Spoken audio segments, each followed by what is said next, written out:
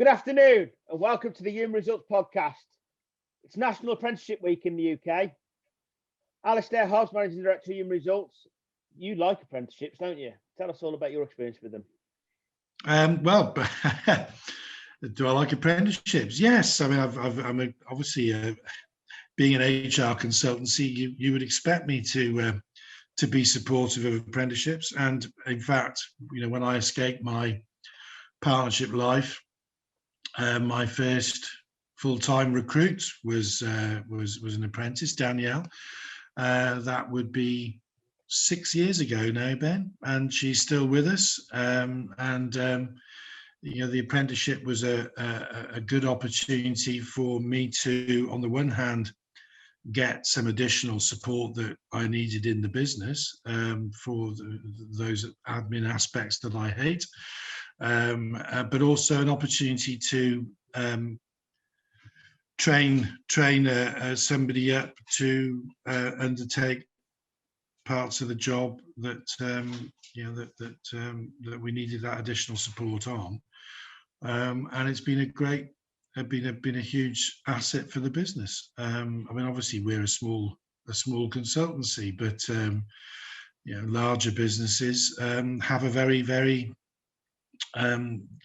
keen structured apprenticeship program, and we've seen, I mean, look locally in Telford, companies like Rico's apprenticeship program. I've met their head of L&D, who's in charge of their apprenticeship program. They speak with pride of it. Clearly, homegrown talent has grown up through the business, raised through the ranks, and gone on to some of the most senior aspects of the company. It's an essential lifeblood, and I think that as a country, unfortunately, we've seen traditional apprenticeships on the wane over the years. There's not been enough investment in it, but I think maybe that will change now. I'd like to think so. We've got the Kickstart scheme, which would be a good start. Not directly apprenticeships, but again, helping the young into business, helping the young into the workplace for some work experience, and obviously for that opportunity for employers to vet and have a good look at somebody before any further commitment. But it's a great initiative, which we're yet to see properly rolled out. But I've seen recently now Amazon have announced 1,000 apprenticeships in the UK. I think it's a good scheme, so it's good to raise awareness of it. And there has to be that end goal, though, doesn't there? Like you say, unfortunately, the apprenticeship scheme can be used incorrectly, where people usually. Oh yeah, and I have seen it be nothing more than the opportunity to employ a young person on low salary, and when their 12 months is up on a modern day apprenticeship scheme, they've moved them on and replaced them with the same again. Now, at least that apprentice has had a year of an opportunity to get up in the morning and go to work and learn some skills. So it's on their CV. But really, I'd like to see more employers have some structure and focus to how they're going to help those apprentices deliver what they need in business and to grow. And everybody you've mentioned so far has benefited from that longer term view, haven't they? You've benefited. Oh, certainly we have, undoubtedly, yes. It's been, absolutely. I wish I had physically more space in my office to take on a couple more. I think, it's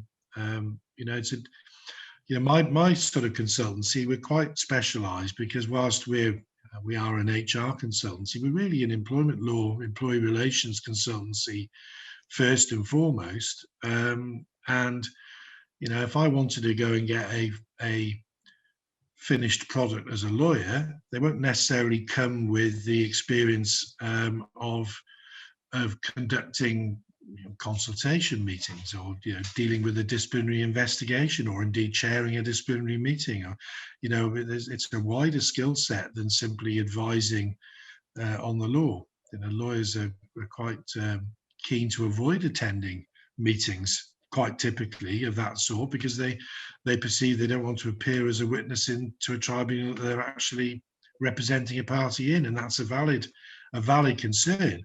And we have, as a business, quite often outsourced that kind of chairing of meetings and that sort of undertaking of investigations for that sort of thing. But equally, it's good to develop those skills. So, you know, in a business like ours, it's great that we've got in-house expertise that we've homegrown.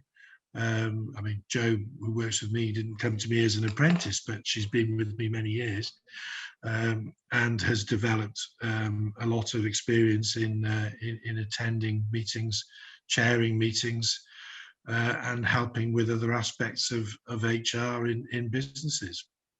So yeah, getting that kind of hybrid person who's quite happy to get their hands dirty with the mundane, because we all have to do it in a small business, but also gets the opportunity to develop a certain set of skills, to use Liam Neeson's parlance.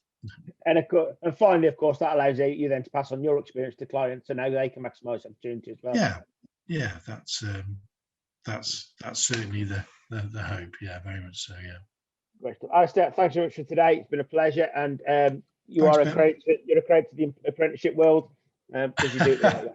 You do it the right way. Well, thanks for raising the awareness of it this week. Thanks, Ben. No problem, sir. No problem.